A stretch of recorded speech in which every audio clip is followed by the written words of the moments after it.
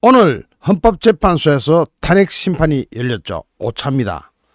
여기서 이진우 수방사령관이 정인으로 나왔는데 지금까지 횡행하던 가짜 뉴스를 또 완전히 뒤집어 놨습니다. 이진우 수방사령관은 정언을 굉장히 많이 거부하기도 했는데 거부하지 않은 답변 한 것만 볼 때도 가짜 뉴스는 더 이상 설탕이 없어지는 것 같습니다. 오늘 재판 이 부분에 대해서는 재판적 느낌이 아주 좋습니다. 제 평은 그렇습니다. 그리고 속보 하나 더 들어와 있습니다. 윤석열 대통령 측이 법원에 구속 취소를 청구했습니다. 이거 보석 아닙니다. 보석 청구하는 거 아닙니다. 보석이 아니라 구속 사유가 될 수 없다. 이거 법적으로 딱 논리가 맞아 떨어지는 거죠. 독수, 독과 제가 여러 번 말씀드린 겁니다. 독이 든 나무에 독이 든 열매가 맺힐 수밖에 없다. 위법, 불법으로 수집한 증거는 증거 능력이 없기 때문에 구속 사유가 될 수 없을 뿐더러 공소기각까지도 가야 되는 그런 상황이기 때문에 저는 윤석열 대통령 측 변호인들이 굉장히 현명한 청구를 했다고 판단합니다. 구속 취소 청구입니다. 이게 받아들여질 가능성이 높으냐?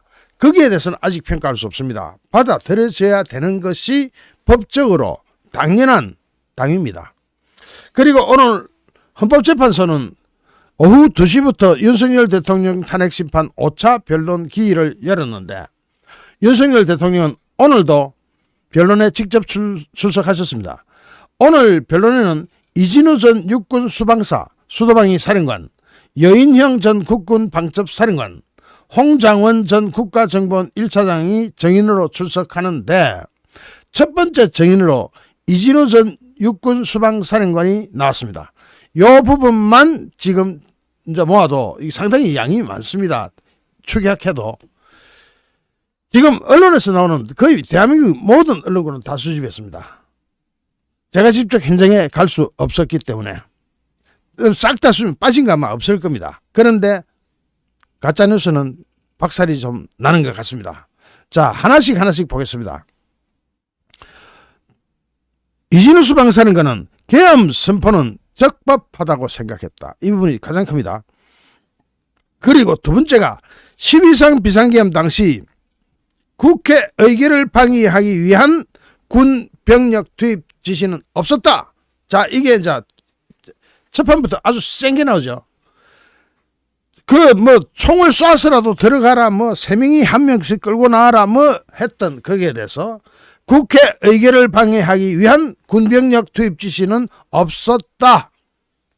지금까지 가짜뉴스들을 도대체 왜 그래만 특히 검찰발 가짜뉴스 그거 뒤집어집니다.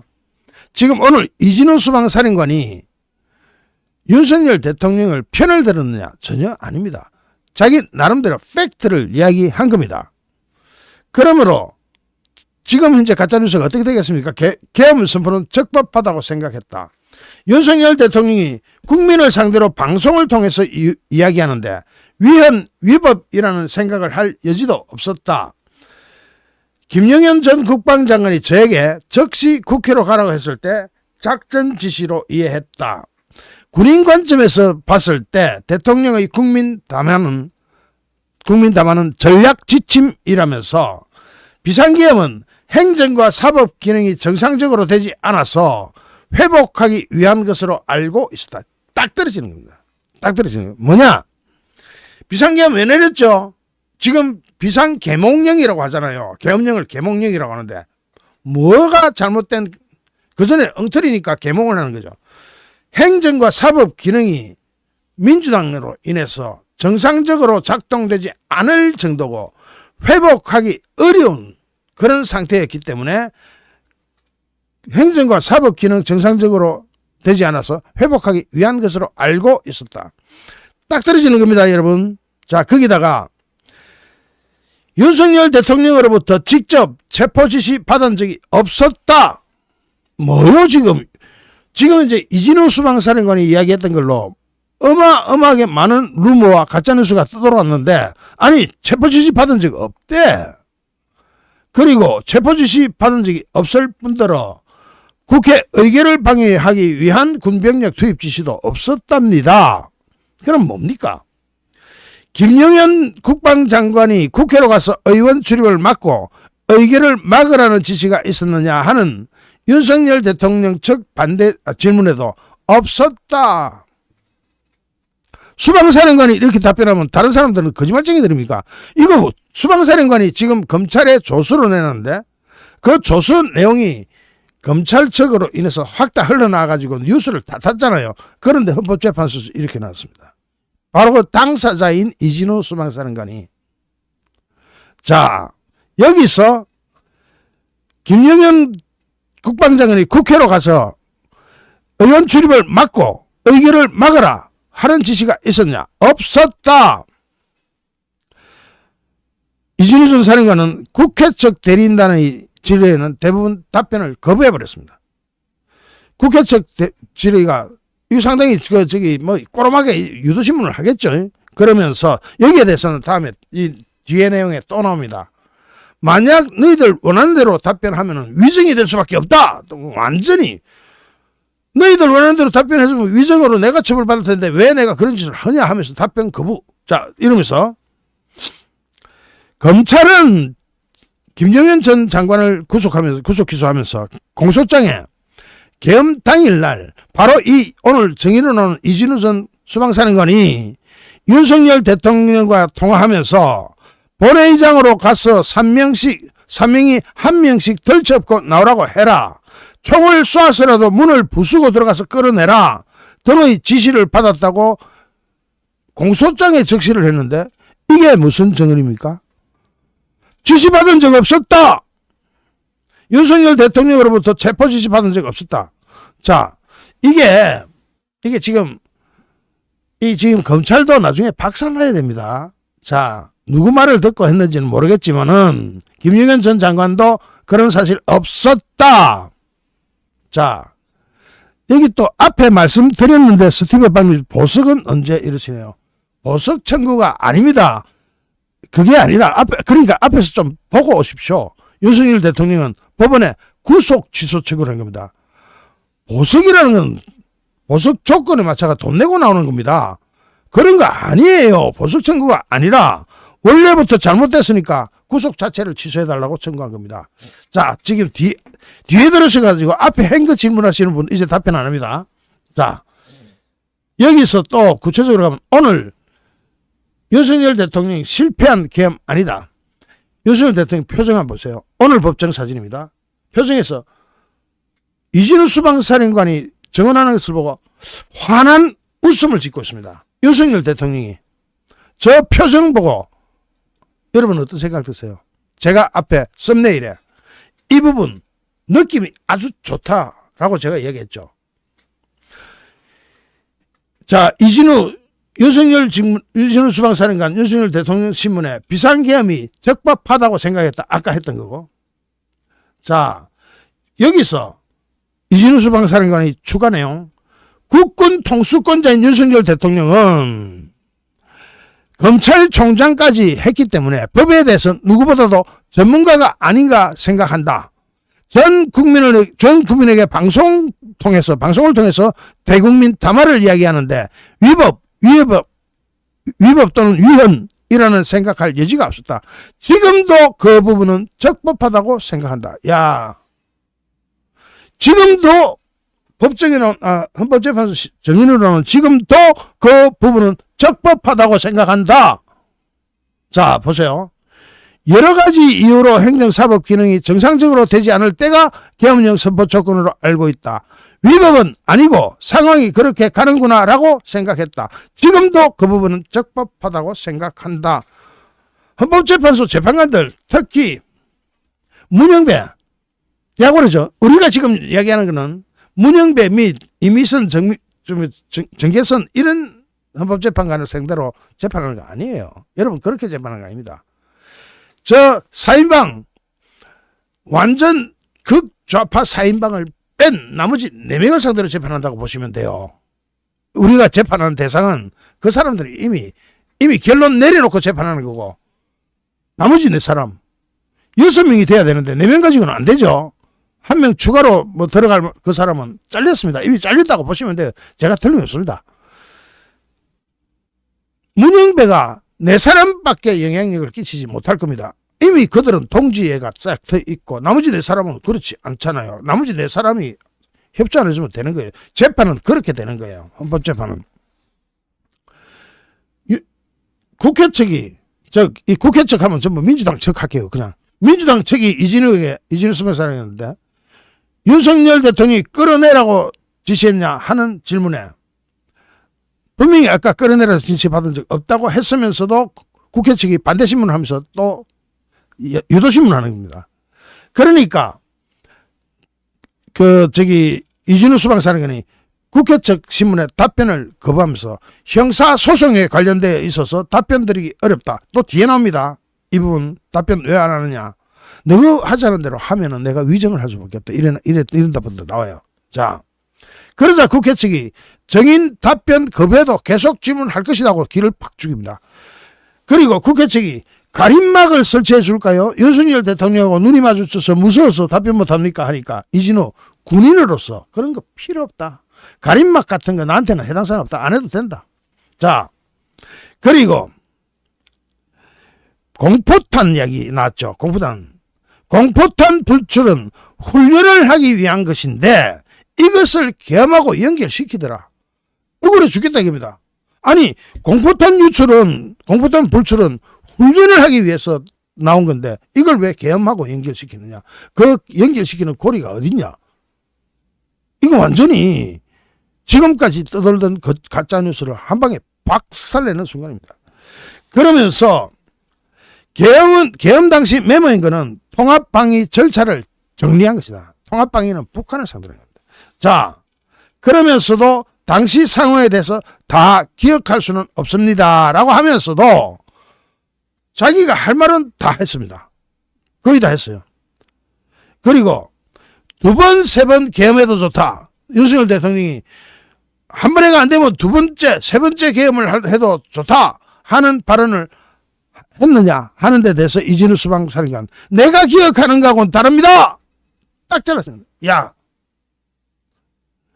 그리고 이진우 수방사령관은 계엄 당일 밀폐된 그 차 안에서 폰 무전기 세대로 지휘했고 당시 상황은 기억이 안 난다. 대부분 자신은 내란죄에 종사할 의지는 없었고 주로 김영현 전 장관이 질문한 것에 대해서 답변을 했을 뿐이다. 자 나오네요. 속보 제일 위에 있죠.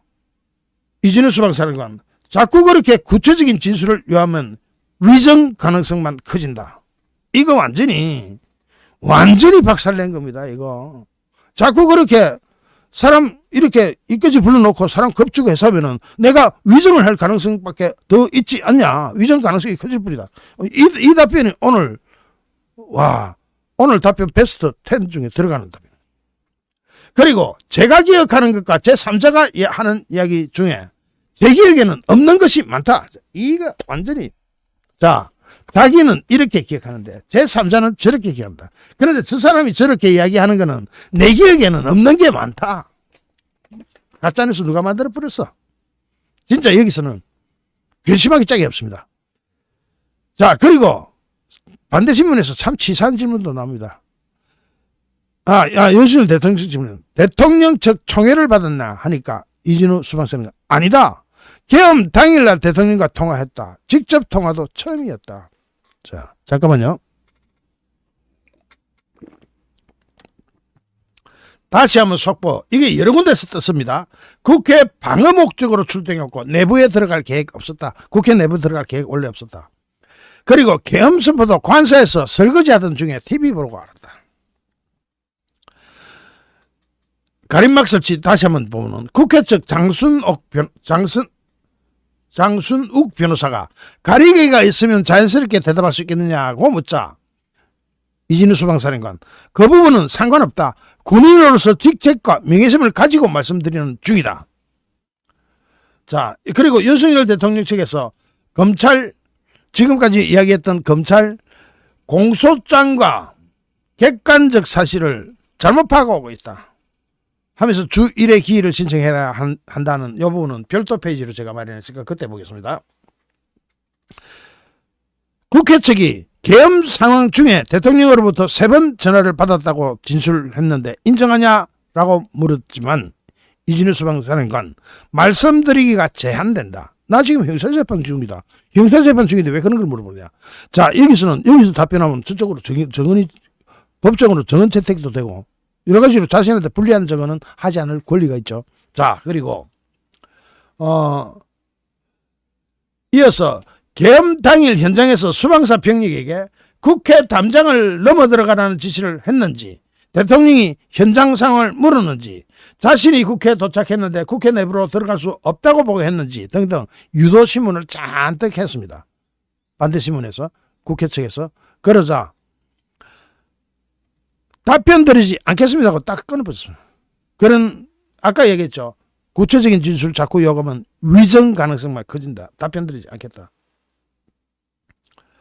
자, 그러면서 또 유도신문을 이렇게 합니다. 이진우 수방사령관에 대해서 이런 묵묵부답에 국회 측은 그가 지난 20일 국회 윤석열 정부 비상계엄 선포를 통한 내란 힘의 진상규명 국정조사 특별위 국회 국조특위에서 때가 되면 모든 것을 사실대로 밝히겠다라고 말한 점을 거론하면서 대통령의 위헌적인 지시와 관련해서 진술할 수 있는 기회는 오늘이라고 때가 되면 이 말을 물고 늘어졌습니다. 그러니까 국회에서 그렇게 답변한 것은 사실이다 하면서도 국회에서도 당시 그 답변을 회피했죠.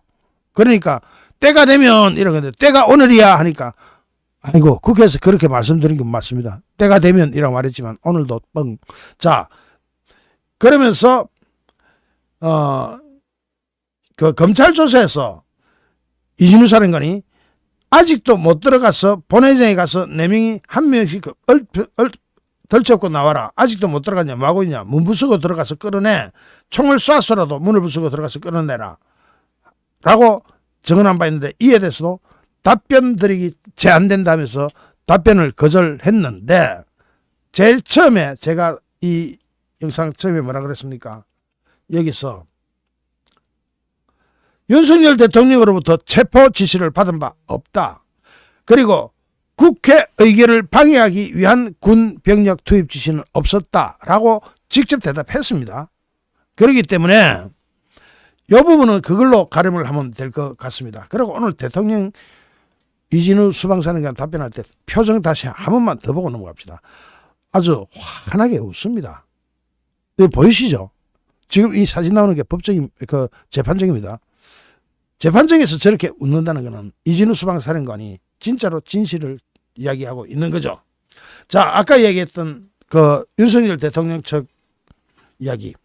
윤석열 대통령 측이 헌법재판소 탄핵심판에 검찰 공소장에 객관적인 사실 오류가 있다고 주장했습니다.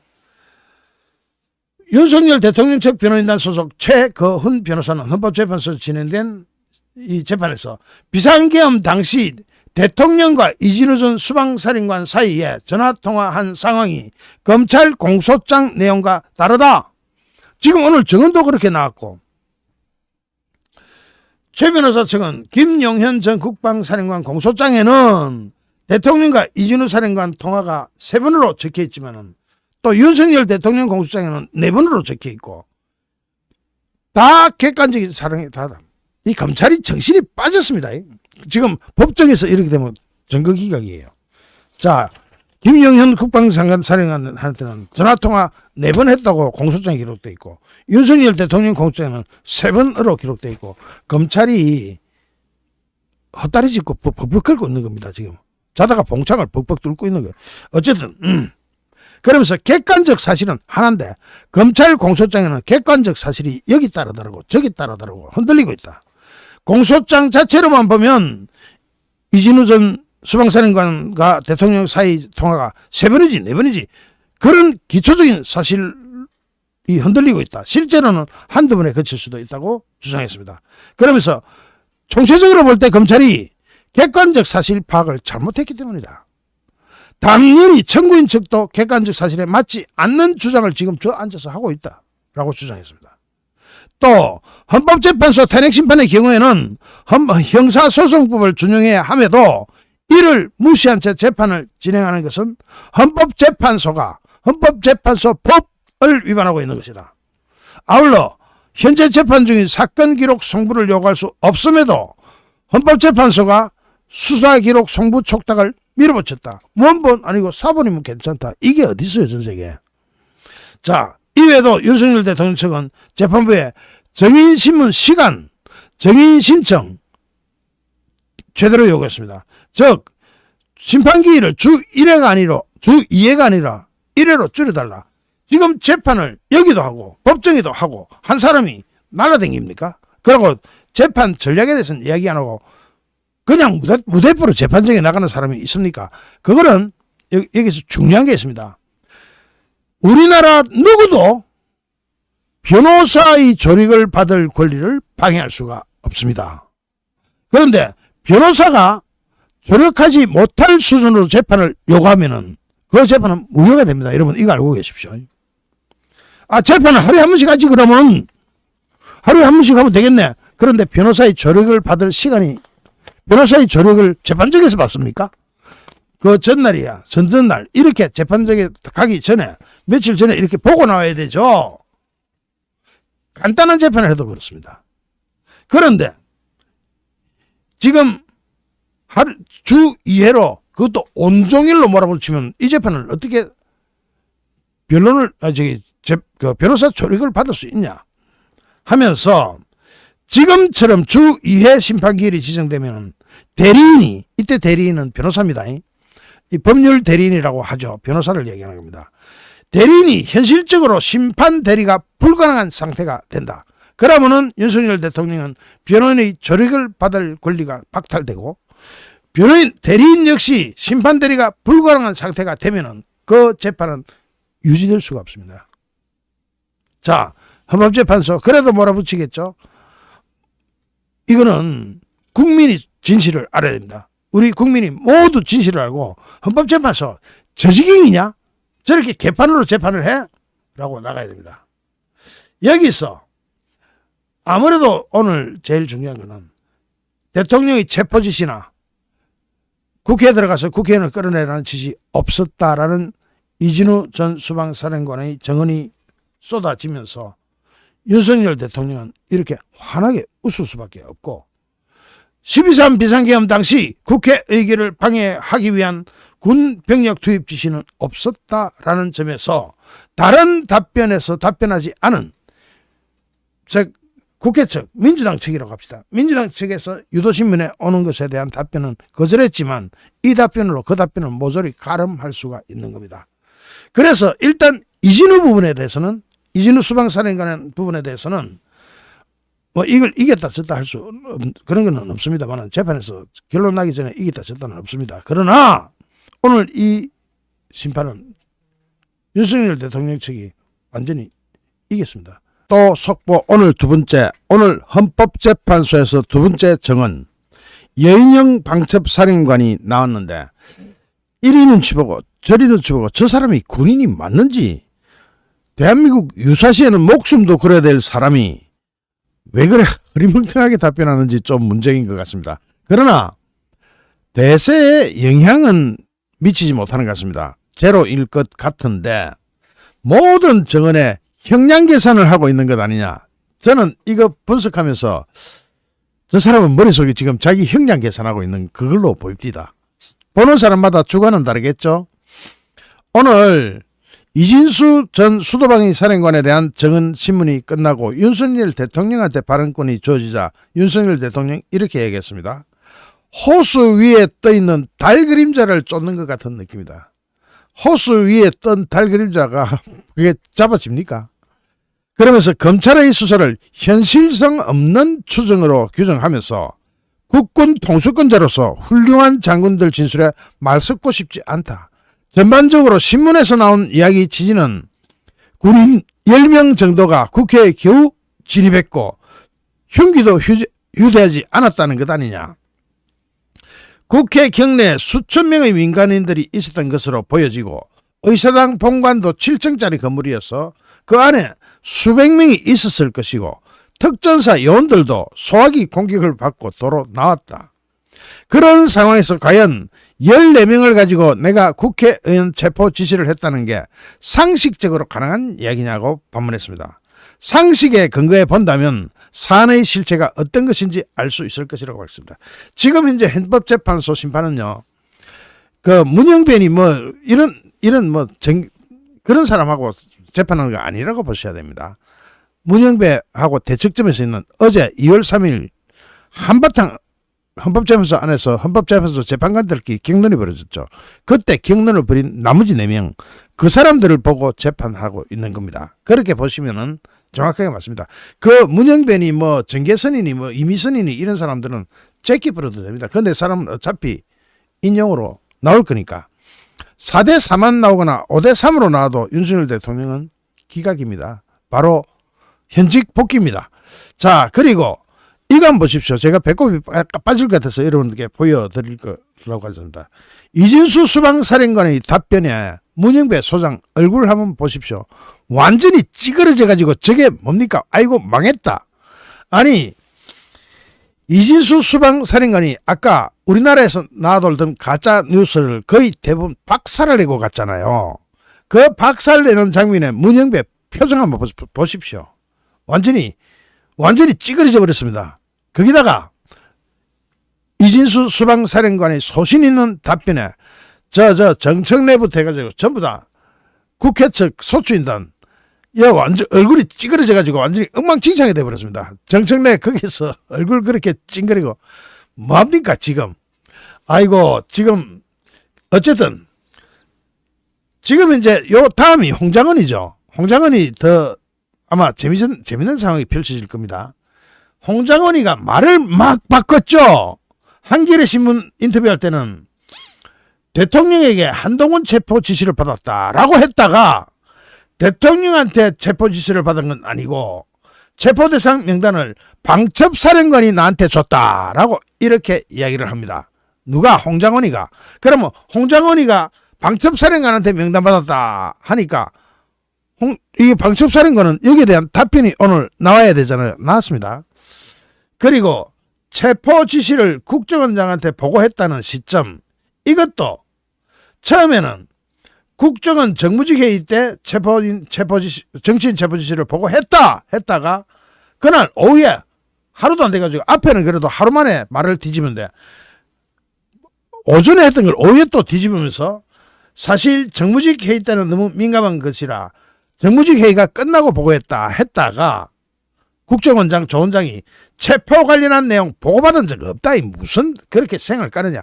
지금 오늘 여인형 방첩사령관이 그래도 수훈을 세운 거는 지금 홍장은이가 완전히 거짓말쟁이라 하는 식으로 계속 지금까지 적어 나왔던 사람이 홍장은 발언의 신빙성을 완전히 제로화 시켜버린 겁니다. 완전 거짓말쟁이라고 만들어버린 거죠.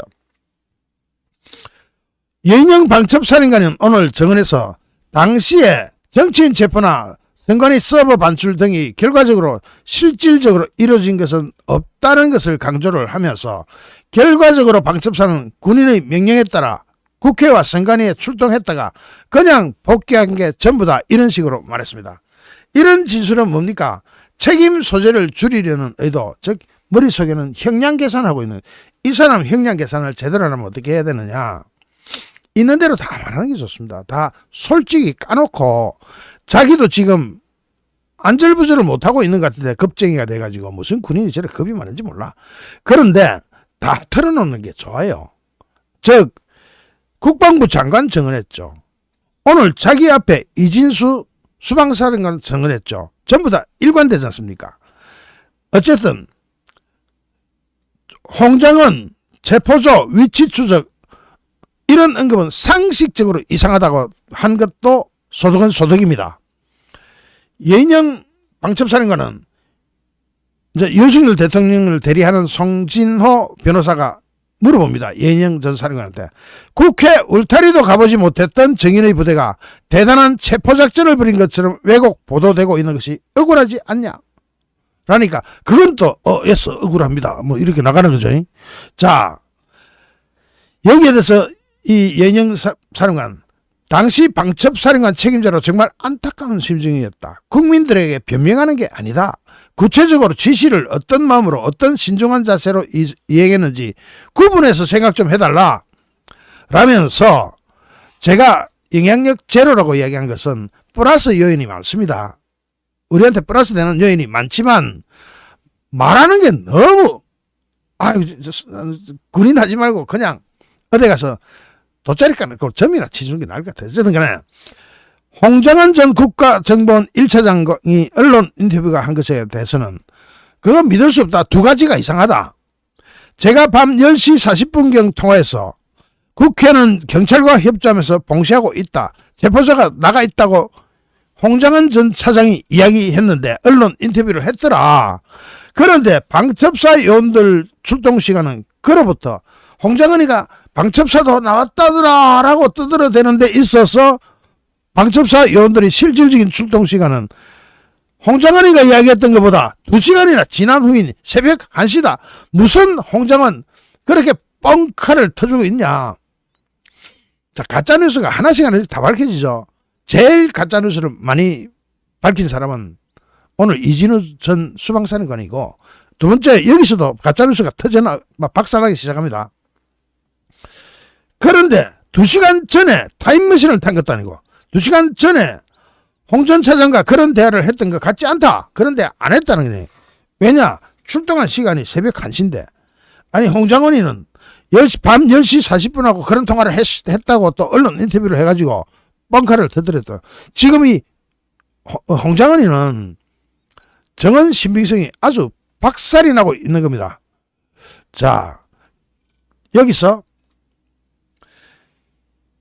여기 제가 화면을 하나 캡처했는데 여인영이가 홍장훈과 관련 형사재판에서 따질 부분이 많다. 형사재판에서 홍장훈이가 한판 붙어보겠다 하는 식으로 이야기를 할 정도로 홍장훈의 진술신빙성은 이제는 사라졌다. 이렇게 보시는 게 맞을 것 같습니다.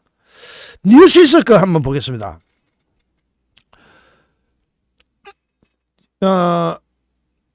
핵심적인 여인영 국군 방첩사령관이 오늘 단핵심판에서 정언을 거부했다. 정언을 거부 완전히 다 한 건 아니고요. 자기한테 불리하고 싶은 거부를 좀 했습니다. 그러면서도 경찰에 특정 명단 위치 파악을 요청한 사실은 인정했습니다. 여기에 우리한테 불리하냐? 안 그렇습니다. 안 불리합니다. 이 특정 명단이라는 게 일종의 관리해야 되는 명단이에요. 체포하는 명단 아니에요. 자, 여기서 그걸 미리 설명해야 되죠. 여인영 전 사령관은 오늘 오후 헌법재판소에 열린 윤석열 대통령 탄핵심판 제5차 변론기일에 출석해가지고 정치인 체포 명단을 김용현 전 국방장관에게 들었는지 질문을 받았지만 형사재판을 이유로 답변을 거부했습니다. 이 국회 측에서 물어본 거거든요. 자, 그러면은 김용현 전 국방장관이 명단을 본 적은 있는 것 같다라고 얘기한 게 있거든요. 그런데 방첩수사단장 김대우에게 김용현 전 장관으로 명단을 받았다. 수첩에 받아 적으라고 말한 사실이 있냐. 14명 정도 명단을 받은 적 있냐 하니까 형사재판에서 다투겠다. 뭐냐. 이 명단 신빙성이 또 이 퀘스천 마크 속으로 들어가 버리는 겁니다. 쑥 들어가 버리는 겁니다. 자, 그 다음에 이거 하나는 좀 말씀드려야 돼요. 지금 포성줄과 수갑을 가지고 왔다고 지금 민주당에서 많이 떠들었잖아요. 왜 수갑 가지고 나왔나? 국회의원 체포를 한 거 아니냐? 포성줄과 수갑은 방첩사 요원의 기본 장구고 방첩사 요원은 다 수사관이고 법률 지식도 높다. 그런 뻥카를 터뜨리지 마라. 이것도 소득은 소득이에요. 포성줄하고 수갑, 그거는 방첩사 요원들은 다 갖고 다니는 원래가 기본 장구다. 그 다음, 자, 정치인 체포명단 정언을 거부하면서 반대되는 진술이 많다. 즉 자기가 아는 팩트, 진실하고는 다른 진술들이 너무 많이 떠들고 있다. 가짜 뉴스가 너무 많이 떠들고 있다. 이거는 이진수 수방사령관하고 일치하죠. 굉장히 다른 진술들이 많다는 점을 이해해달라. 혹시 앞에 했던 거 중복할 수도 있습니다. 제가 막 속보 막 따오다 보니까 그래요. 자, 조지호 청장의 체포 명단 위치 파악 요청한 것은 맞지만 체포 명단을 알려줬다는 기억은 일부 다르다 하면서 이 두 가지 협조 요청을 한 것이 있다고 기억난다. 첫째는 법령과 작전 계획에 따라 합동수사본부를 구성해야 하니 인력을 보내달라 하는 것은 자기가 경찰에 요청한 적이 있다. 그리고 두 번째, 특정 명단에 대해서 위치를 알 방법이 없으니 위치 파악을 해달라고 요청한 거다. 이 특정 명단이 뭐 체포소 이런 거 아니에요. 이미 다 설명됐지만 제가 전전 영상에서 다 설명했지만은 특정 명단을 알려줬느냐 하는 질문에 명단 구술이 있었지만 말로 한 건 있었지만 조지호 경찰청장의 기억과 제 기억의 일부가 다르다. 형사재판에서 따져봐야 된다. 그러면 지금 이제 가짜뉴스 떠돌던 것들이 확인도 하지 않고 검찰발 가짜뉴스가 많으니까 검찰이 민주당한테 흘린 거. 자, 여기서 검찰은 확인도 되지 않은 걸 공소장에 때려박은 것 같습니다. 자, 그러면서 홍장원 전 국가정보원 1차장과의 통화 여부를 묻자 홍장원이가 먼저 나한테 전화해 왔다. 그래서 홍장원 전 차장에게 체포 대상자의 위치 확인을 요청했는지에 대해서는 형사재판에서 좀 더 정확히 따져야 될 부분이다. 아직은 어떤 것도 팩트가 아니다는 뜻이죠. 그러면서 홍장원 전 차장이 언급한 내용과 관련해서 따져볼 부분이 많다. 즉 홍장원 전 차장 이제 요다음 정언이죠. 그 다음 정언이 더 재미있을 것 같습니다. 그 다음에 이런 이야기도 했습니다. 계엄이 적법하다고 생각하지는 않았다. 그래서 김용현 전 장관하고 몇 분 동안 설전 오가며 말렸다. 뭐 책상 치고 이런 건 다 뻥이고, 아니 자기는 별이고 김용현 장관인데 거기서 책상을 친다는 게 말이 되냐 하는 적언도 오늘 재판정에서 했습니다. 국회 군 출동은 계엄사, 수방사, 특전사의 역할인데 방첩사는 선관위로 갔다. 선관위 침투가 김용현 장관의 지시에 의해서 어거지로 간 것이라면서 자기를 방해하는 듯한 그런 뉘앙스를 풀겠는데 문상호 말과 비교해보면 사실과 다릅니다. 방첩사 인원들은 체포조가 없었다. 그래서 정보사한테 물어봐라. 이렇게 얘기했거든요. 그러니까 얘도 지금 자기 머리, 자기 짱구만 굴리면서 내 형량이 작게 나와야 되는데 이거만 형량 작게 받으려면 그래서는 안 되는 거예요. 팩트를 이야기해야 되는 거예요. 그러면서 노상원과 엮이기 싫다. 노상원 관련 증언은 안 하겠다고 거부했습니다. 노상원에 대해서는. 자, 여기서 또 다른 언급을 보면은 대부분 다 언급이 됐는데 술자리 이야기가 다시 한번 나오고 식탁을 내리친 건 사실이냐고 묻자 그렇게 볼 수도 있겠지만 저는 삼성 장군이고 김용현은 장관이 상식적으로 이해해봐라. 그게 말이 되냐. 그리고 속보 여인영 대통령 지시라고 말한 적은 없다. 대통령 지시라고 지금 막 언론들이 특히 JTBC가 그 소리 많이 합니다. 대통령 지시라고 말한 적 한 번도 없다. 제가 사령관으로서 누구한테 말할 때 대통령 지시라고 말을 하겠냐? 상식적으로 생각해봐라. 대통령은 국군 통수권자고 굉장히 높은 분이라면서 장관님 말씀을 전하면 전했지 대통령께서 말씀하셨다고 그게 밑에까지 내려가는 건 군 체계상 그런 식으로 지시하지 않는다. 대통령의 지시가 있었다는 모든 정언은 뻥카였습니다. 가짜뉴스였습니다. 자, 여기 앞에서도 나왔던 부분이라서 여기까지만 하겠습니다. 제가 지금 또 체크해야 될 게 여인형 시사가거든요. 여인형 부분을 생각해야 되는데 이거는 한 번 더 보여드리고 싶습니다. 이진수 수방사령관 완전히 가짜뉴스 박살내고 갔죠. 그동안 언론에서 떠돌던 게 사실상 박살이 나니까 문영배 표정을 한번 감상을 해보십시오. 완전히 똥 씹은 표정 아닙니까? 솔직히 좀 속된 말로 표현하면은. 그러고 정청래 표정도 한번 보십시오. 절망적인. 그러고 탄핵소추인단 저쪽 대리인들, 변호사들 표정 한번 보십시오. 완전히 빠그러졌습니다. 자, 이렇게 하나씩 진실을 향해서 접근해 가고 있습니다.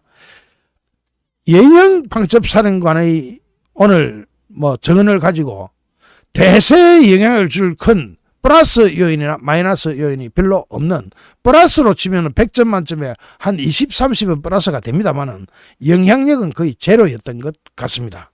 세 번째 정인으로 나온 국정원 홍장원 1차장. 이게 오늘 대박입니다. 초대박입니다. 그냥 지 혼자 자폭을 해대는데 이거 자료 수집하면서 얼마나 혼자서 배꼽을 잡았는지 모릅니다. 오늘 사실은 제가 아침부터는 아니죠. 오후부터 제일 먼저 나온 이진우 수방사령관이 가짜뉴스, 지금까지 나왔던 가짜뉴스를 홀라당 뒤집어 나왔다. 심지어는 윤석열 대통령께서 저렇게 환하게 웃을 정도로 웃음을 보일 정도로 첫 번째부터 재판적 느낌이 아주 좋습니다라고 썸네일을 올렸죠. 두 번째에서는 여인형 방첩사령관이 아주 가재미 눈처럼 여기 보고 저기 보고 저기 눈치 보기를 하면서 모든 정언을 하면서 머릿속으로는 형량을 계산 막 하고 있습니다. 그런데 이 두 개가 정말 참고가 될 테니까 꼭 보셔야 되고요. 대세에 영향을 끼칠 가능성은 제로거나 한 플러스 20 정도 됩니다. 그래도 연인형이. 그런데 결정타는 누가 쐈느냐, 누가 홈런을 날렸느냐, 바로 오늘 홍장원이가 날렸습니다. 홍장원이가 박선원 쪽 사람이라고 하는 파다한 그 소문이 퍼지가 다들 아시는 분은 아실 텐데 그게 소문인지 아닌지 오늘 완전히 말장난을 해대는데 혼자서 독박 땄습니다. 자, 하나 이야기해 봅시다. 홍장원이 대통령이 싹 다 잡아들이라, 다 잡아들여서 정리해라 라고 지시를 했다라고 정언했습니다. 그러면서 그 다음에 바로 홍장원이 목적어가 없어서 누굴 잡아야 하는지 몰랐다. 대통령은 싹 다 잡아들여 정리해버리라 했는데 누굴 잡아야 될지 목적어가 없어서 몰랐다. 여기부터 코미디 판이 터지는 겁니다. 아, 이게 정말. 그러면 싹 다 잡아들여 이 목적어가 없다면 그래, 좀 물어보면 될 거예요. 윤석열 대통령한테 물어보는 거는 어려웠다. 그러면 목적어가 없었다. 누굴 잡아야 하는지 모른다. 그러면 체포 명단은 없었다. 이걸 정형식 재판관이 또 두드려 패버립니다. 그러면 체포 명단이 있으면은 목적어가 있을 거 아닙니까? 누구를 잡아라. 그런데 체포 명단이 없었기 때문에 목적어가 없어서 누굴 잡아야 하는지 몰랐다. 이 홍장원 이 사람, 이런 사람이 어떻게 국정원에 있었는지 IQ가 한 80이나 70이나 안 되면 한 60 정도밖에 안 되는 것 같아. 그런데 이 정도에서 웃기고 말면 그만인데, 자, 심지어는 정형식 재판관이 검거 요청을 했다는 말이 없지 않냐. 네 말 어디려 앞뒤 구석을 들어봐도 대통령이든 누구든 니한테 검거 요청을 했다는 말 한 적이 없지 않냐고. 정형식 재판관이 검거 요청, 이거는 매우 그런 메모가 있다는 게 매우 이해가 안 된다. 그 메모는 어딨냐니까. 자기 보좌관한테 맡겨놨는데 어디 갔는지 모르는데 없는 거야. 자, 제가 없다고 단정하는 이유가 있습니다. 자, 그러면서 홍장원은 체포자 명단이 있었다고 또 얘기해요. 대통령 지시로 생각할 수밖에 없었다. 방금 뭐라 그랬죠? 목적어가 없어서 누구를 잡아야 될지 몰랐다. 그런데 대통령 지시로 생각할 수밖에 없었다. 생각할 수밖에 없었다면 대통령하고 통화했다는 게 다 뻥이에요. 그죠? 자기가 그렇게 생각할 수밖에 없었다면서 또 한 번 뒤집어 놓습니다. 이 홍장원이 국정원에 제가 아는 사람도 좀 있는데 머리 좋습니다. 홍장원처럼 저런 국정원은 태어나서 처음 봅니다. 그러다가 234님 고맙습니다. 정말 감사합니다. 그러다가 홍장원이 또 100억 가까이 해먹은 것도 좀 이따 나옵니다. 홍장원이 오늘 자기한테 누구를 체포하라고 지시한 건지 구체적으로 말을 안 한 이유가 뭘까요? 그러면서 체포 명단은 대통령의 지시로 생각할 수밖에 없었다고 했는데 방금 앞에서 정형식 재판관이 네 검거 요청했다는 말 없었지 않았냐. 그러고 지 입으로 또 목적어가 없어서 누굴 잡아야 될지 몰랐다 하면서 어떻게 이렇게 천연덕스럽게 앞뒤말이 다 틀릴까요? 결국 이 사람 혼자 내피셜이었습니다. 지 혼자 만들어낸 거죠. 그러니까 직접 통화했다더니 통화한 사실은 없고 그 체포명단, 대통령이 체포명단 불러줬다며 이제 와서 목적어가 없어서 목적 말 안 했다. 방첩사한테 전화 왔다 하니까 방첩사는 홍장원이 지가 먼저 전화 왔던데요. 아까 방첩사 누구 요 앞에 했죠. 이진우 방첩사령관. 방첩사령관은 홍장원이가 먼저 전화 왔던데요. 그러면 어떻게 되는 거야? 그러면서 우리는 체포명단 준 적 없어요. 우리는 선관위 들고 있었어요. 이래버리면은 방첩사는 선관위로 갔잖아요. 그러면 이게 또 어떻게 된 겁니까? 방첩사를 물고 들어갈라, 또 대통령을 물고 들어갈라, 양쪽 다 물고 들어갈라 하다가 지가 막 꼬여버린 거야. 그러니까 직접 통화한 사실도 없어. 그러면 또 봅시다.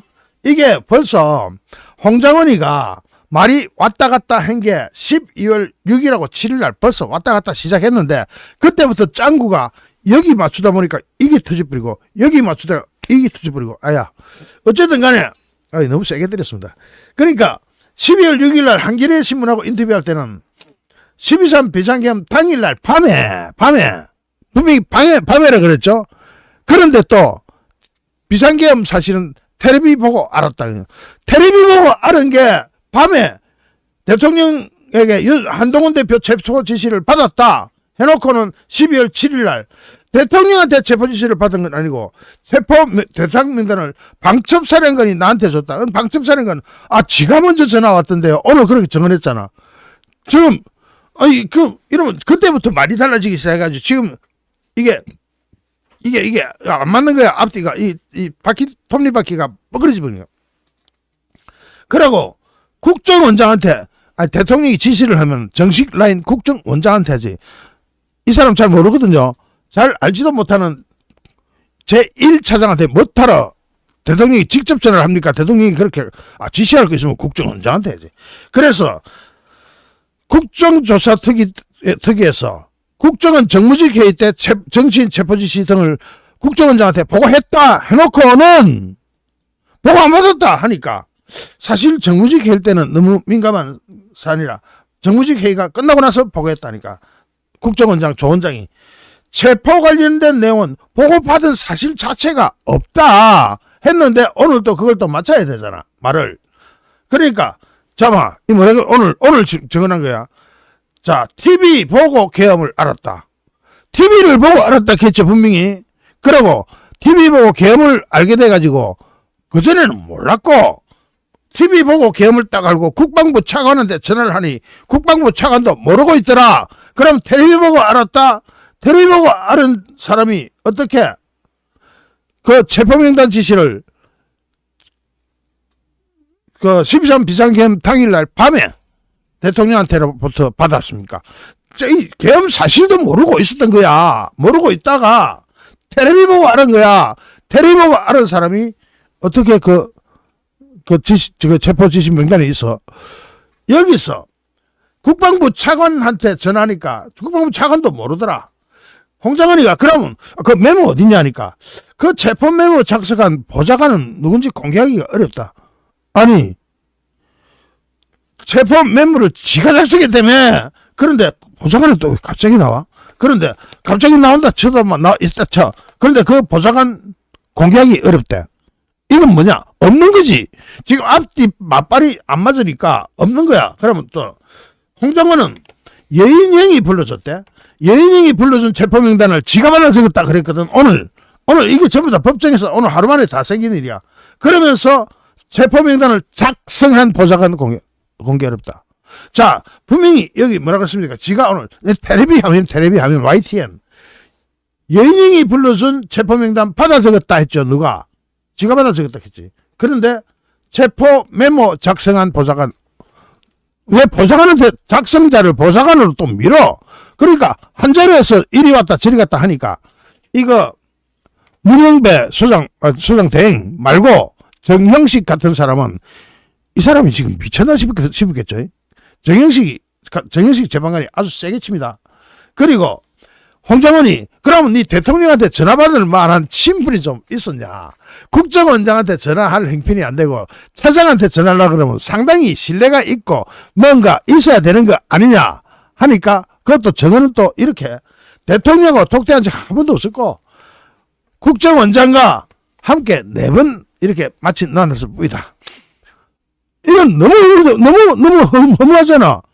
아니 국정원장을 제끼고 자기가 대통령 전화를 받을 만하면은 대통령하고 뭐 독대를 여러 번 했다든지 또는 친분이 있어야 되는데 국정원장 옆에 낑기 가지고 4번 만난 게 전부다. 그런 사람한테 대통령이 국정원장 빼고 왜 전화를. 그런데 독대한 적 한 번도 없었다. 야, 이 사람 말 이거 전부 다 제가 메모해 오는 것보다 아주 화면이 간단할 것 같아서 이야기하는 겁니다. 그래서 대통령 측에서 네 혹시 박선현이하고 친하다던데 그 약점 잡힌 거 있냐 하니까 대답을 약점 잡힌 게 있다 없다로 대답해야 되잖아요. 나는 약점 잡힌 거 없습니다 해야 되는데 갑자기 거짓말입니다. 이게 속이 뜨끔 맨 거지. 아니 약점 잡힌 거 있냐 하니까 없습니다 하면 되잖아. 근데 거짓말이다. 이 속이 뜨끔뜨끔 해가지고 엉뚱한 답변이 티 나간 거야. 자, 혼자 독박을 쓰대는데 오늘 진짜 자 홍장은이가 일부 내용은 제가 기억하는 부분과 차이가 있더라. 아니 메모가 제일 처음 지가 받아 적다가 끝에 가서 안 적고 막 이렇게 팽개쳤다 그래요. 그러면은 그런데 그 메모가 제가 기억하는 부분과 차이가 있다. 이거 지가 받아 쓰고 또 보좌관 핑계 대려고요. 그러면서 홍장은이가 메모를 작성한 보좌관이 공개할 수 없다. 그러면서 홍장은은 체포 명단은 대통령의 지시로 생각할 수밖에 없었다 하는 자기 생각이죠. 내피셜 흔히 말하는 자기가 이거 대통령 지시로 생각할 수밖에 없었다 하니까 정영식 재판관이 나왔습니다. 딱 나서가지고 홍장은 이렇게는 안 했겠지만 검거 요청 메모가 지금 이해가 안 된다. 네 말이 앞뒤가 여러분은 이해가 됩니까? 정영식 재판관 아니라도 여러분은 이해가 되세요 이게? 아니 검거 요청 메모가 보좌관인지 닌지 아니면 있는지 없는지 있으면 명단이 누군지 하나도 기억도 제대로 못해. 그게 이해가 안 된다. 그러면서 정영식 재판관이 본격적으로 탁 찌르고 들어갑니다. 검거 요청했다는 말한 적이 네가 없지 않냐. 검거 요청을 했다 말았다 네가 말한 적 있냐 하니까 정영식 재판관이 전곡을 찌르고 들어가잖아요. 그러니까 정영식 재판관이 그러면서 얘가 말을 제대로 못하니까 지금 말려버렸잖아요. 우리가 쉽게 말하면 그 헌법재판소 재판정이라는 데 가가지고 지가 이게 분위기나 뭐 주눅 들고 대통령 앉아있지 저쪽에 보면은 정청래 앉아있지 헌법재판소 재판관 8명 앉아있지 이러니까 지가 맛이 가버린 거야. 그러면서 정영식 재판관이 위치 추적은 휴대전화 추적을 의미합니까? 라고 물어봅니다. 하도 답답해가지고. 그러니까 홍장훈이 그렇게 대답합니다. 위치 추적을 해본 적은 없지만 그냥 그렇게 생각했다 이럽니다. 그러면 위치 추적을 뭘로 하는지도 그 전에 지적이 아무에게서도 지적이 안 됐었던 거예요. 체포 명단이 있으면은 또 위치 추적해달라고 경찰관한테 또 이야기도 했는 모양인데 정영식 재판관이 지적해가지고 위치 추적 그거요 휴대전화 추적을 의미합니까? 하니까 위치 추적을 해본 적은 없지만은 그냥 그렇게 생각했습니다. 이러면 이 정원 신뢰성이 빵점이죠. 그 다음에 홍장은이가 체포 명단이 그게 적긴 적었는데 그냥 나중에 적은 것 같아. 이번에는 또 기억나는 대로 메모리해서 비합리적인 것을 인정합니다. 체포 명단 비합리성 인정. 지금 여러분 좌빨 뉴스들이 속보 쏘고 하는 거 다 그거 볼 필요 없어요. 이거 보는 게 정확합니다. 제가 지금 어디 만들어 옵니까? 텔레비 화면에 그대로 나는 YTN하고 오늘 이거 생중계했던 데가 YTN하고 몇 군데서 했죠. 그거 그대로 생중계라기보다는 이제 그쪽 안에서 기자가 들어가서 칠 거 아닙니까? 오늘 생중계는 안 했습니다.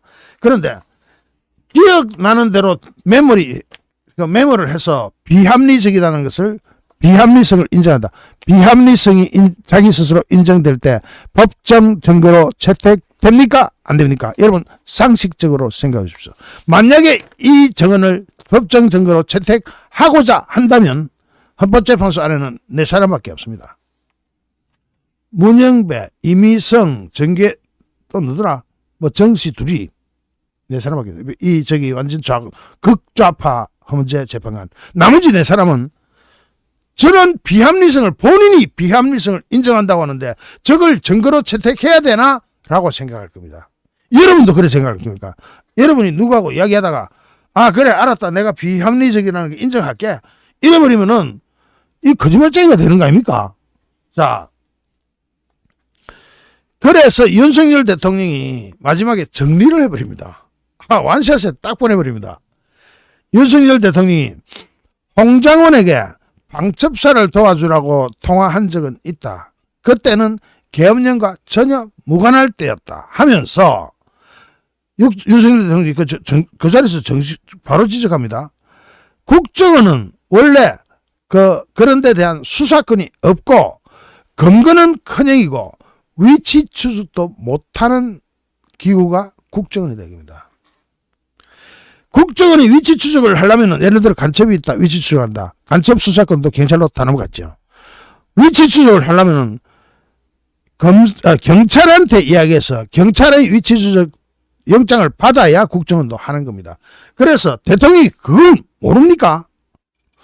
그래서 대통령이 국정원은 원래 수사권이라는 게 없고 수사권이 없으니 아무것도 할 수 없고 검거는커녕이고 체포조 명단을 검거를 하기 위해서 만들었다고 지금 이야기했잖아요. 검거는커녕이고 위치 추적조차도 못한다 이겁니다. 딱 정리해버렸죠. 자, 그러면은 홍장원이가 완전히 코미디를 해버렸는데 얘가 왜 이렇게 말렸느냐, 답변이 이렇게 말렸느냐는 이게 지금 완전히 횡설수설이지 이게 답변입니까? 오죽하면 정형식 재판관이 예리하죠. 지금 젊은이들은 정형식을 갖다 대형식이라고 부르고 있습니다. 완전히 정확하게 찍고 들어가죠. 약점이 아니라 거짓말을 찍고 들어가는 거잖아요. 위치 추적은 휴대전화 추적을 얘기했냐, 또는 정형식 재판관이 검거 요청했다는 말 누구도 한 적이 없지 않냐, 니 혼자서 만들어내냐 이런 뜻이죠. 자, 그렇게 앞뒤가 쫘르륵 연결돼가 내려옵니다. 그러면서 여기서 오늘 정인이 3명이었죠. 오늘 3명의 신문이 있었습니다. 그런데 여기서 밝혀진 것 중에 참고할 만한 사항을 정리하자면 이렇습니다. 국회의 군 투입은 정치인 체포 목적이 아니고 국회를 정지시키기 위한 목적도 아니고 국회 해산 목적도 아니라는 것이 드러났습니다. 즉 질서 유지를 위한 것이다 라고 한 게 누구입니까? 제일 먼저 이진우 수방사령관이 바로 직접적으로 그렇게 이야기했고, 그래서 가짜뉴스를 완전히 뒤집어 놓고 여의도 비슷하게 적어냈습니다. 그러니까 오늘 심판에서 지금 국회의 탄핵 사유 중에서 내란죄를 빼버렸잖아요. 내란죄를 빼고 정치인을 체포하기로 지시한 거라든지 국회 정지 및 해산 등을 근거로 탄핵을 했는데 대부분 뚫려버렸습니다. 오늘 하루 만에. 그런데 자, 정치인 체포 지시 없었다는 것은 정형식 재판관이 완전히 끝에 가서 결정타를 날려버리죠. 그러면서 롯데리아 계엄 모의 따위도 없는 거고, 그러니까 이것도 다 오늘 정언을 통해서 나왔던 거죠. 그래서 내란죄를 뺐으니까 이제 남은 정치인 체포 지시했고 국회를 정지시키려고 했고 국회를 해산시키려고 했고 그 목적이 오늘 정인들의 입을 통해서 정언을 통해서 다 확인이 되어버린 겁니다. 자, 하여튼 오늘 제가 세 번째 이 분석을 하고 있는데, 이 분석하다 보니까 제일 등신 같은 사람은 홍장원이었습니다. 와, 이 사람이 국정원 1차장. 제가 이 사람이 왜 이렇게 머리가 좀 모자라는지를 좀 이따가 본격적으로 말씀드리겠습니다. 100억을 해먹었어요. 아이, 정말. 그리고 이거 오늘 속보 하나 전해드려야 됩니다. 오늘 국회에서 선관위 사무총장이 답변을 하는데 이거 완전히 레전드입니다. 이거 초대박입니다. 뭐라고 답변하느냐 잘 들어보십시오. 선관위 사무총장이 국민들이 공개해서 투명하게 볼 수 있는 제도적 장치가 없다는 것을 인정한다고 했습니다. 이거요 바로 다음 선거법 심판할 때 가지고 가야 됩니다. 관련되는 거죠. 지금 부정선거가 윤석열 대통령 메인 이슈로 그쪽에 헌재에 제출돼 있잖아. 그래서 투명한 제도적 장치가 없는 것을 인정한다. 두 번째, 세 번째는 완전히 기가 막힙니다. 사전투표를 폐지한다든지 선거관리위원회를 검증한다든지 그런 것 같은 것은 어느 일방에게 유리하게끔 선관위가 먼저 제안할 수는 없다. 즉 이런 것을 하면 어느 일방이 유리하다는 뜻이죠. 어느 일방은 국민의힘이겠죠. 그래서 국회에서 입법을 통해서 잘 해결해 주기를 바란다. 와, 이 말하는 데는 진짜로 소름이 쫙 끼칩니다. 부정선거 100% 정확하다. 왜냐? 사전투표를 폐지한다 하든지 선관위를 검증하자 하는 것은 국민의힘한테만 유리하니까, 민주당을 도와줄 수가 없으니까, 선관위가 먼저 제안할 수는 없으니까 민주당 너희가 해라. 국회에서 입법을 통해서, 이거는 국회에서 입법할 수 있는 당은 민주당밖에 없죠. 자, 결론이 뭐냐면은 투명하지 못한 건 인정하겠는데, 투명한 제도적 장치가 없다는 걸 인정했으니까 투명하지 못한 건 인정하겠는데, 사전투표를 폐지하면 누군가에게, 즉 국민의힘에게 유리하니까 민주당, 다수당인 민주당 너희들이 국회에서 입법을 해서 막아봐라 입니다. 이런 기절초풍할 이야기를 오늘 선거관리위원회 사무총장이 국회에서 답변하는 데서 나왔습니다. 와, 여러분 꼭지 안 돕니까? 사전투표를 폐지한다 또는 선관위를 검증한다 하는 것은 국민의힘한테만 유리하니까, 그러니까 사전투표를 폐지하면 국민의힘한테 유리해진다는 것을 무엇을 의미합니까? 사전투표 부정선거 손댔다 하는 이야기죠. 사전투표 부정선거 손 안 댔으면 지금 이거 팩트입니다. 자, 넘어가겠습니다. 자, 어쨌든 이건 너무 중요하니까. 그리고 홍장원이 100억 원을 닦아 처먹어버린 거, 이거 정말 어떤 수법으로 어떻게 국정원 차장이 해먹을 수가 있느냐. 이 사람이 블랙 요원 출신이라서 국외로 나가가지고 대북 공작금을 100억을 해먹어버렸습니다. 여명 전 대통령실 행정관이 오늘 윤석열 대통령에 대한 탄핵심판 사건의 변론에 증인으로 나선 홍장원 전 국가정보원 1차장을 향해서 대북 공작금 횡령 및 아파트 투기 의혹을 직접 입장을 밝힐 것을 촉구했습니다. 자, 작년 8월 21일 MBN 보도를 캡처한 이미지를 첨부하면서 이 이미지에는 국정원 최고위급 간부가, 이 이미지가 제 머리 뒤에 올라가죠. 최고위급 간부의 횡령 정황이 드러나가지고 특별감찰에 들어갔다. 당시 보도에 따르면 이 홍 차장은 이명박 정부 말기 4급 블랙 요원으로 중국에 파견 나가지고 3-4년 활동했는데, 블랙 요원이니까 신분이 안 드러나죠. 그 당시 이 과정에서 홍콩에 위치한 700만 달러급 부동산 등 대북 공작용 거점 부동산 2개를 재미있게 보인 자기 친구 이름으로 구입을 합니다. 700만 달러입니다. 그런데 홍 전 차장은 국내 복귀 명령을 받자 이 부동산을 다음 담당자에게 인수인계하지 않고 돌아버렸습니다. 그래서 친구 명의로 해놨다 그랬죠. 친구가 그냥 가져가 버렸다 하면서 더 이상 이 부동산들은 국정원 거점으로 사용할 수 없다라고 배째라 한 겁니다. 즉 부동산 2개를 재미있게 보인 자기 친구 이름으로 구입했다가 귀국 복귀 명령을 받자, 보통 국가재산이 들어간 거니까 인수인계를 해야 되죠. 다음 타자한테, 다음 대북 요원한테, 블랙 요원한테 인수인계를 해야 되는데 인수인계 못하겠다. 자기 친구 명의로 했는데 친구가 가져가 보고 안 돌려준다 하고 700만 달러를 울컥 삼켜버렸습니다. 자, 지금 MBN 보도 이후 친구한테 속은 것으로 밝혀졌다 하면서 기사를 뭉갰지만 기사를 내리지는 못한 거예요. 이게 가짜라면 기사를 내렸겠죠. 그런데 거짓말이 아니기 때문에 기사를 내리지는 못했다. 아직도 떠 있다. 지금 가보니까 떠 있습니다. 자, 그런데 그러면서 오히려 감찰 대상이어야 할 홍 차장이 감찰실장을 새로 임명해버림으로써 이걸 타고 넘어가 버렸다. 이 사건에 대한 조사가 아니라 누가 사실을 유포했는지 색출을 하기 시작했고, 그 목적이 뭐겠느냐? 덮기 위해서 아니겠느냐? 분단 국가에서 대북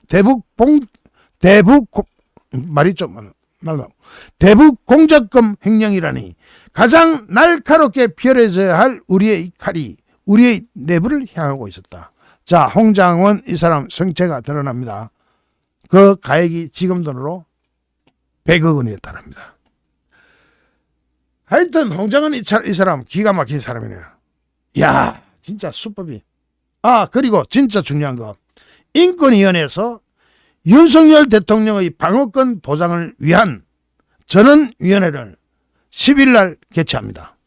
원래 이것은 약 3주 전에 이 윤석열 대통령에 대한 방어권 보장을 위한 전원위원회를 개최하려 하다가 당시 서부지법 사태가 일어나면서 그 여파로 회의가 취소된 지 3주 만에 오는 10일 날 다시 상정합니다. 여기서 윤석열 대통령 방어권 이야기가 인권위원회에서 지적되면은, 여러분 이거 지적되면 어떤 효과가 나죠? 자, 머리 좋은 사람들 알아맞혀 보세요. 인권위의 지적이 나오면 100% 보석이 인용되고 그대로 윤석열 대통령 석방. 아까 제가 윤석열 대통령 구속 취소 신청한다 그랬죠. 그거하고 보석하고 달라요. 이거는 100% 보석입니다. 석방 10일 날, 앞으로 6일 남았네요. 인권위원회에서 어떤 결론이 날지는 미리 알 수는 없습니다. 그런데 결론이 윤석열 대통령의 합법적인 방어권 보장이 침해되고 있다라고 결정이 나면은 방어권 보장을 위해서 즉시 쓸 겁니다. 그때는 구속 취소 사유하고 다릅니다. 보석 사유가 되어버립니다. 자, 오늘 중요한 이슈가 굉장히 많습니다. 이재명이가 공직선거법 2심 재판부에 위헌 법률 심판을 제청을 신청했습니다. 이거 2심 재판부가 받아들여 줄까요? 제가 생각할 때는 어린 반푼어치도 없는 얘기일 겁니다. 왜냐? 이거 받아주면 최소 6개월, 헌법재판소에서 이걸 다루는 기간이 6개월 아닙니까? 6개월 동안 재판이 멈춥니다. 그걸 받아주겠습니까? 안 받아주겠죠? 그런데 여기서 이재명이 지는 카톡이 성역이냐, 가짜뉴스 고발하면서 일반인 카톡을 검열하고 들어가는 그 지경까지 가면서 다른 사람이 지한테 욕하는 것은 허위사실이 아니래도 막 어떻게 하려고 하겠죠. 그런데 자기는 자기 허위사실 공표로 1심에서 징역 1년에 집행유예 2년 나온 것은 대한민국만 유일하게 처벌하는 이 자기 허위사실 공표 조항을 위헌법률 심판 제청으로 이것을 뭐 타개해 주십시오. 그러면은 일반인도 전부 다 허위사실 공표 지 맘대로 하라 그러면 대한민국이 이 5천만 국민이 서로 물고 뜯고 헐뜯고 2,500만을 상대로 서로 쥐어뜯고 물어뜯고 그 나라가 유지가 되겠습니까? 어쨌든 절대로 이 내로남불 현상은 2심에서 받아들여지지 않을 겁니다. 그리고 이거 중요한 뉴스입니다. 법제처장이 지금 대통령 권한 대행의 대행, 최상목 대행의 헌법재판관 임명 보류는 정당한 권한 행사, 위법 아니다. 일종의 유권 해석이 나왔습니다. 국회에서. 이완구 법제처장이 오늘 4일입니다. 최상목 권한 대행 겸 대통령 권한 대행 겸 부총리 겸 기획재정부 장관, 그냥 대대행이랄까, 대행의 대행. 마은혁 헌법재판사 후보자 임명을 보란 것에 대해서 정당한 권한 행사다. 이거 헌법제 111조 딱 나옵니다. 자, 이완규 처장은 오늘 국회에서 열린 국조특위에 출석해가지고 헌법재판소 재판관 임명에 대한 법적 의무가 있느냐 하는 국민의힘 주진우 의원의 질의에 헌법재판소에서 최상목 권한 대행의 임명 보류 조치를 위법이라고 판단할 것이라고 믿지 않는다. 위법이 아니라고 판단할 것이다. 합법이라고 판단할 것이다. 왜냐? 최상목 권한 대행이 헌법재판관 임명을 보류하고 여야가 합의해달라고 한 이유는 헌법재판소의 정치적 중립성을 확보하고 보장하기 위한 수다. 헌법재판소 자기네들을 위한 거다. 그렇지 않습니까? 그러면서 헌법재판소는 국회의 입법활동을 통제하는 기능이 있기 때문에 일반 다수당의 단순 과반수로 뽑아서는 안 된다 하면서 사례를 하나 드는데 독일에서는 의회의 제적은 3분의 2 이상이 되어야 이 헌법재판소 재판관을 추천할 수 있다. 자, 그러면서 헌법이 대통령에게 부여한 임명권을 국회가 선출하면 무조건 서명해야 한다는 식으로 해석한다는 것은 납득하기 어렵다. 자, 땡! 자, 지금 헌법재판소 문영배는 어떻게든 마은혁을 임명하려고 길을 쓰다가 2.3 사태가 벌어졌죠. 헌법재판소 2.3 사태는 심각한 겁니다. 헌법재판소의 존립과 관련이 있습니다. 왜냐? 바로 2시간 전까지만 해도 선고하겠다 하다가 선고 보통 하겠다 하면 며칠 전에 이 선고문 결정문 다 써놓잖아요. 그럼 이걸 들고 회랑을 시키겠죠. 자, 선고 결정 이렇게 나왔습니다. 이제 평상시에 구두로 이렇게 이야기 나왔던 것을 넣어가지고 대충 마은혁을 헌법재판소가 받아들이는 것처럼 했겠죠. 그런데 읽어보니까 이게 기가 차. 이게 말이 되냐? 첫 번째 난관이 뭡니까? 당사자 적격. 일반 법원에서는 당사자 적격이고 헌법재판소는 청구인 적격. 이거 청구인 부적격 아니냐는 지적이 나오면서 헌법재판소가 난리가 나버렸지 않습니까? 즉 헌법재판소가 그 일로 인해 가지고 국민한테 신뢰를 잃은 것은 숫자로 따지기 힘들 정도로 엄청난 치명타를 받았는데 거기에 대해서 법제처장이 다시 도장하면 꽉 소리나게 눌러버린 겁니다. 쾅! 자, 어쨌든 여러분 고생 많습니다. 애국동지 여러분은 진짜로 시대를 앞서가는 선구자들이십니다. 적어도 이 정도까지 일이 풀려나간다는 것은 윤석열 대통령한테 서광이 비친다는 뜻입니다. 어차피 헌법재판소 재판관 8명 중에서 4명 8명 중에서 문영배를 비롯한 4사람은 헌법재판소 재판관으로 칠 필요도 없고 그냥 없는 걸로 치면 됩니다. 나머지 4사람을 상대로 재판하면 됩니다. 심판이라 그러죠. 헌법재판소는 재판 안 하고 심판하죠. 그러면은 나머지 4사람 중에서 2사람이 서쪽으로 딸려가면 인용됩니다. 제 생각에는 2사람까지 딸려갈 일 없을 것 같습니다. 이진숙 방통위원장 결과처럼 4대4로 나오면 기각입니다. 한 사람 정도 더 따라가더라도 5대3으로 나오면 기각입니다. 윤석열 대통령이 그야말로 직무 복귀, 살아서 돌아온다. 살아서 돌아오라가 드디어 성공가도로 갈 수 있는 희망이 보이는 것 아니냐. 대익강님 감사합니다. 강대익님 감사합니다. 희망이 보이는 수순으로 진입하고 있다. 그렇게 해석할 수 있을 것 같습니다. 아이고, 오래 떠들었더니 목이 아프네. 자, 여기까지 하겠습니다. 잠시 후 또 다른 주제로 여러분을 찾아뵙겠습니다. 시청해주신 여러분께 진심으로 감사드립니다. 여러분 고맙습니다.